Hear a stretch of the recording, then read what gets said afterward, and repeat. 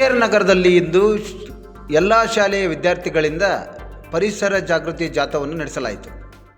ರಾಜ್ಯ ಮಾಲಿನ್ಯ ನಿಯಂತ್ರಣ ಮಂಡಳಿಯ ಸುವರ್ಣ ಮಹೋತ್ಸವ ಅಂಗವಾಗಿ ನಗರದ ಗಾಂಧಿ ಸರ್ಕಲ್ನಲ್ಲಿ ಶಾಲಾ ಕಾಲೇಜುಗಳ ವಿದ್ಯಾರ್ಥಿಗಳು ಪರಿಸರ ಜಾಗೃತಿ ಘೋಷಣೆ ಕೂಗಿ ಪರಿಸರ ಸಂರಕ್ಷಣೆ ಕುರಿತು ಜಾಗೃತಿ ಜಾಥಾ ನಡೆಸಿ ಸಾರ್ವಜನಿಕರಿಗೆ ಅರಿವು ಮೂಡಿಸಿದರು.